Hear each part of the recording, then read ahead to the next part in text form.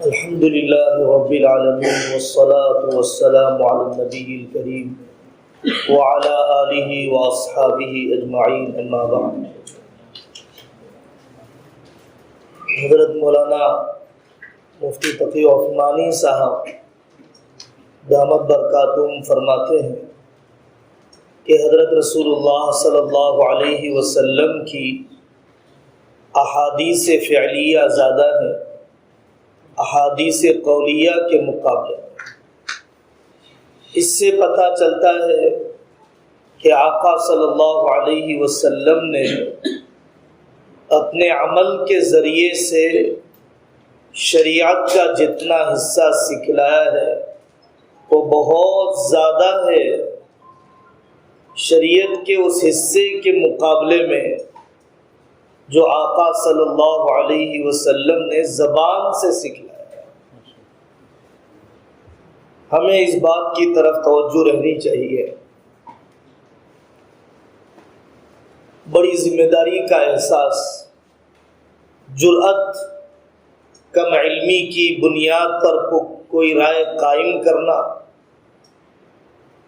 کتنی بڑی بات ہے کہ ابن قیم جوزی رحمۃ اللہ علیہ نے جہاں پر علماء اور مفتیان کرام کی ذمہ داریاں اور ان کا تعارف کروایا ہے، ان کو نام دیا ہے اعلام الموقعین عن رب العالمین. اللہ کی طرف سے دستخط کرنے والی عظیم شخصیت ہے. گویا ایک مفتی اللہ جل جلالہ وعم نوالہ کے منشے کی ترجمہ نہیں کر رہا ہے. کیسی غواصی، کیسی ورق گردانی، کیسی وسعت علمی اور صحبت طویلہ، بار بار مراجعت کے بعد آدمی کے اندر ہمت ہونی چاہیے مسئلے کا جواب دینے کی. بے نفسی حضرت تھانوی رحمۃ اللہ علیہ کی اس قدر تھی کہ اپنے ذاتی مسائل اپنے نام کا اظہار کیے بغیر دارالعلوم دیوبند حضرت مفتی شفیع صاحب رحمۃ اللہ علیہ کے پاس بھیجا کرتے تھے. خود اپنی جگہ پر مجدد وقت ہے، لیکن اپنے ذاتی مسائل میں دوسرے سے مراجعت بغیر نام کا اظہار کیے اس لیے کرنا چاہتا ہے کہ اپنی نفسانیت کی کوئی آمیزش نہ ہو جائے. یہ احتیاط، یہ بے نفسی ہم سب کو اس کی ضرورت ہے. استغنا ایک مفتی کا بہت ہی امتیازی وصف ہے. عزت نفس اور عظمت دین کے بغیر دین کی خدمت نہیں ہو سکتی ہے. حکیم اختر صاحب رحمۃ اللہ علیہ کا ملفوظ ہے کہ عزت نفس اور عظمت دین کے بغیر دین کی خدمت نہیں ہو سکتی ہے. استغنا مخلوق کے سامنے جتنا بڑا سوال کرتا ہے اتنا گھٹیا ہوتے چلے جاتا ہے. فقیری کا دروازہ اللہ کھول دیتے ہیں جو سوال کا دروازہ کھول دیتا ہے. بکار بن قتیبہ رحمۃ اللہ علیہ 16 سال تک بادشاہ وقت ہدیہ دیتا رہا اور 16 یا 17 سال کے بعد ایک مسئلہ پوچھا. حضرت نے جواب دیا کہ حرام ہے. میں آپ کو اتنے سال سے ہدیہ دیتا ہوں تب بھی حرام ہے میرے لیے. حضرت نے پورے 16 سال کا ہدیہ واپس کیا. کیا تو میرے ضمیر کو اس گھٹیا دنیا کے ذریعے سے خریدنا چاہتا ہے؟ دیکھیے بدلتے حالات میں بلکہ بگڑتے حالات میں ہمارے اکابر کے یہاں طریقہ کار اور طریقہ محنت بالکل طے ہے. وہی جو حضرت یوسف علیہ السلام نے کیے. مسلم اقلیتی ممالک میں عالم اسلام کے بڑے اقتصادیات کے ماہر شیخ محی الدین قرہ داغی دامت برکاتہم نے لکھا ہے کہ سورہ یوسف ہمارے لیے ان اقلیتی ممالک میں نمونہ ہے۔ بتدریج اقلیت نہیں بلکہ شخص واحد پورے ملک کے اندر ہمہ جہتی انقلاب برپا کرتا ہے، زراعت اور مالیات کے نظام کو بدل دیتا ہے۔ مورتی پوجا کا رواج تھا، تبھی تو زلیخا نے اپنے کپڑے مورتی پر ڈال کر دعوت دی تھی۔ مصری تہذیب صنم پرستی والی تہذیب تھی۔ آپ کے ملک کے حالات حضرت یوسف علیہ السلام کے حالات سے زیادہ ملتے جلتے ہیں۔ مسلح جد و جہد، براہ راست مقابلہ، یہ کوئی کبھی بھی نفع بخش حل نہیں ہو سکتا ہے۔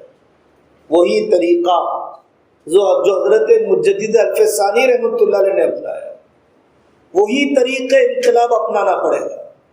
افراد سازی، خلفاء کی تیاری، ایک ایک صوبہ، نسلیں گزر گئی، انقلاب ایک دن دو دن میں نہیں آیا کرتا ہے۔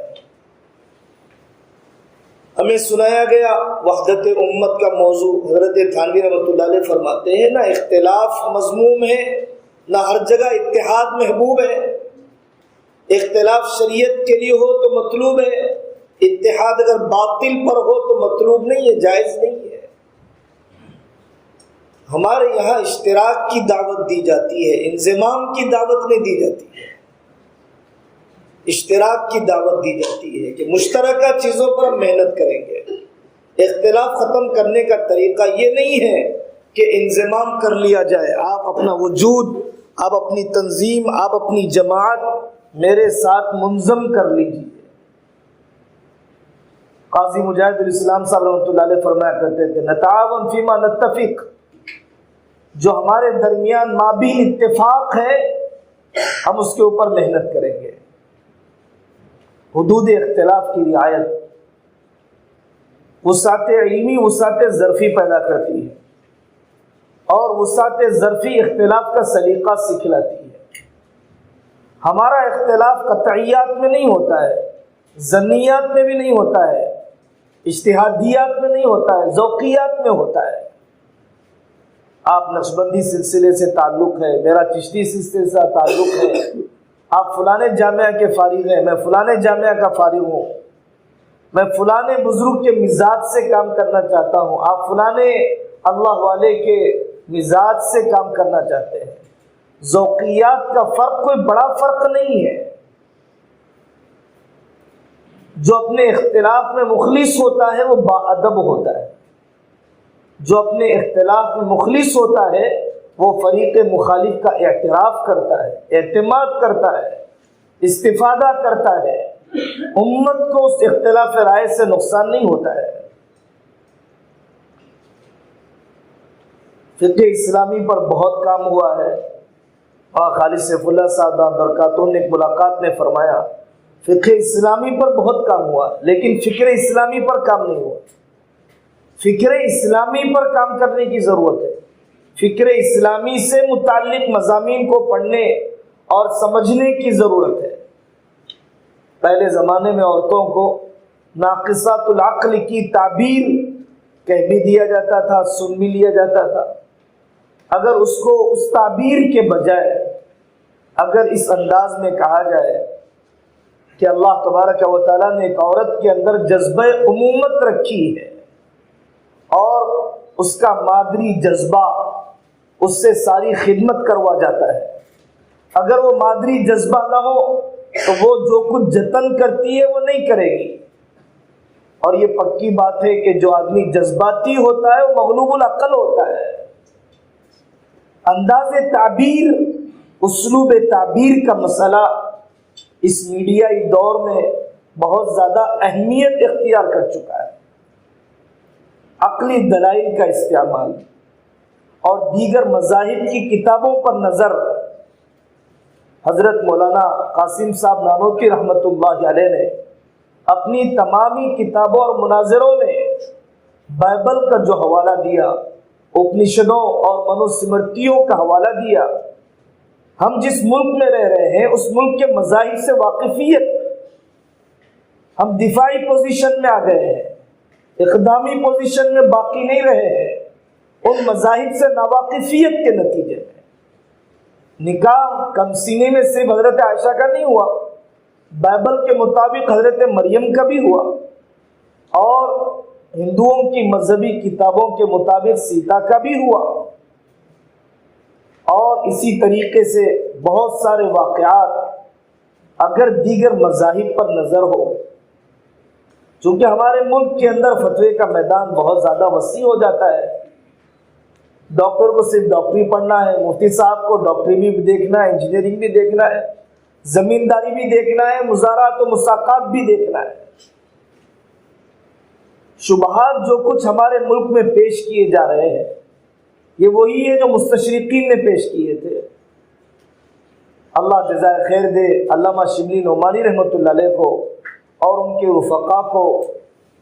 اختلاف رائے ہو سکتا ہے لیکن جتنا کچھ وہ کام کر کے گئے ہیں استفادہ کیا جانا چاہیے۔ اس زمانے کے اندر غیر مسلموں سے تعلقات کے حدود، کون سی دعوت میں ہم شریک ہو سکتے ہیں، کون سی دعوت میں نہیں، کون سا پرساد و مبارکبادی دی جا سکتی ہے اور کہاں نہیں دی جا سکتی ہے، کون سا مشرکانہ ترانہ واقعی مشرکانہ ہے یا اس کے مشرکانہ معانی کے سلسلے میں کچھ اختلاف رائے پایا جاتا ہے۔ غیر مسلموں سے تعلقات کے حدود انسانیت کی بنیاد پر، ہم وطن ہونے کی بنیاد پر، اپنی شناخت کو باقی رکھتے ہوئے، اپنے مذہبی تشخص کو باقی رکھتے ہوئے، اللہ ہمارے اکابر کو جزائے خیر دے۔ قاری محمد طیب صاحب رحمۃ اللہ علیہ کی کتاب جو تشبہ سے متعلق ہے، اہمیت رکھتی ہے، دیکھا جانا چاہیے۔ حب الوطنی، وطن سے محبت الگ ہے، وطن کی پرستش الگ ہے۔ محبت کی اجازت تو دی گئی، چاہا گیا، فطرت کی آواز ہے، قرآن و حدیث کا نچوڑ ہے۔ وطن سے محبت، عبادت تو سوائے اللہ کی کسی کی نہیں کی جائے گی، کعبے کے پتھر کی نہیں کی جاتی، حجر اسود کی نہیں کی جاتی، اپنے نبی کی نہیں کی جاتی، ماں باپ کی نہیں کی جاتی۔ عبادت الگ چیز ہے، محبت الگ چیز ہے۔ درد مندی کی بات آئی، ایک علاقے میں جنا ہوا 1200 سال سے دارالقضا چلتا ہے، اور وہ مفتی صاحب کبھی کبھی عشاء کے بعد سے دوسرے دن کی فجر تک 2-2 3-3 خاندان کی الجھنیں سلجھا دیتے ہیں۔ درمیان میں چھوڑ دوں گا تو جھگڑا اور بڑھ جائے گا۔ درد مندی، ہمارے صدر مفتی صاحب اللہ جزائے خیر عطا فرمائے، طریقت کی باتیں، خلا طے کر چکے گھرانے ساتھ میں رہنے کو طے کر کے جاتے ہیں۔ صرف مسئلہ بتانے والا تو خشک مفتی ہوتا ہے، بہت سطحیت ہوتی ہے اس کی زندگی میں، بافیض نہیں بن سکتا ہے وہ۔ بہت کھل کے بتایا جانا چاہیے دفاع کے مسائل کیا ہے۔ دفاع کے مسائل موسوعہ فقیہ میں مفتی توصیف صاحب قاسمی اور عرب ملکوں کے اندر فورۃ الشام وغیرہ کے موضوع پر جو کتابیں لکھی گئی ہے اس میں دفاع کے مسائل بہت واضح طور پر لکھے گئے۔ دشمن حملہ کرنے کے لیے آیا، کیا جب وہ حملہ کرنے کے لیے آیا تو خودکشی کرنا جائز ہے؟ بدکاری کے ارادے سے آگے بڑھ رہا ہے تو خود اپنی بیٹیوں کا قتل کرنا کیا جائز ہے؟ کس موقع پر دفاعی اور مزاحمتی کارروائی کیسے کی جائے گی؟ مرحلے اس کے موجود ہیں، فقہاء کرام نے ان ساری جزیات کو لکھا ہے۔ فسادات کے زمانے میں ان مسائل کی ضرورت پڑتی ہے۔ شتم رسول کا مسئلہ ہمیشہ اٹھتے رہتا ہے، ہم ان عبارتوں کو استعمال کرتے ہیں جو عبارت اسلامی ریاست سے متعلق ہے. امام مالک رحمۃ اللہ علیہ کا ملفوظ، امام احمد بن حنبل کا ملفوظ اسلامی ریاست سے متعلق ہے. تو جہاں پر ریاستی اور سرکاری اختیارات ہو، قتل کیا جائے گا شاتم رسول کا، اور سرکاری حکومت کرے گی. لیکن عوام الناس کا اس کو اپنے ہاتھ میں لے لینا، جمہوری دستوری اقدار کو ذبح کر دینا، یہ مزید ہمیں خانہ جنگی کی طرف لے جائے گا، اخلاقی انارکی کی طرف لے جائے گا. اور پھر خربوزہ ہی کٹنے والا ہے، چاہے چھری خربوزے پر گرے یا خربوزہ چھری پر گرے. بہت واضح آپ جمہوری اور قانونی حدود کے اندر رہ کر کام کیجیے. بتلا دیا جائے کہ اقدامی جہاد کے لیے امیر چاہیے، قوت مستطاع چاہیے، امت کی جمعیت چاہیے، دفاع کے لیے من قتل دون مالی فہو شہید، تاکہ داعش وغیرہ فتنہ پرداز، اشتعال انگیز، خود دشمنوں کے پروردہ اور فیس بک وغیرہ کے ذریعے سے غلط افکار سے ہماری نسل متاثر نہ ہو جائے. حالات اتنے بگڑے نہیں ہیں جتنا بگڑا ہوا ہم سمجھ رہے ہیں، اور جتنا بگڑا ہوا ہمیں بتایا جا رہا ہے. خلیجی ملکوں کے مقابل میں ابھی بہت آزادی باقی ہے. ابھی افریقہ کے فقر و فاقے ہم پر نہیں آئے ہیں، ترکی اور رشیا والے حالات سے ہم نہیں گزرے ہیں. آخری سانس تک کام کرنا. قاضی ابو یوسف رحمۃ اللہ علیہ انتقال کا وقت قریب آیا، ہدایہ کے حاشیے میں واقعہ ہے. حضرت نے پوچھا کہ جمرات کی رمی سواری پر کرنا ہے یا پیدل کرنا ہے؟ اس نے جواب غلط دیا. حضرت نے مسئلہ بتایا. عیادت کرنے والے نے قدم باہر رکھا اور اندر سے رونے کی آواز آئی. مرتے مرتے بھی ایک مسئلہ اپنی آئندہ کی نسل تک پہنچا کر مرے. اپنے بس کی کوشش. حضرت رسول اللہ صلی اللہ علیہ وسلم نے فرمایا سور پھونک دیا جائے اور کسی کے ہاتھ میں پودا ہو تو اسے لگا کر ہی وہاں سے ہٹے. کوشش کو چھوڑنے کی اجازت نہیں دی گئی ہے.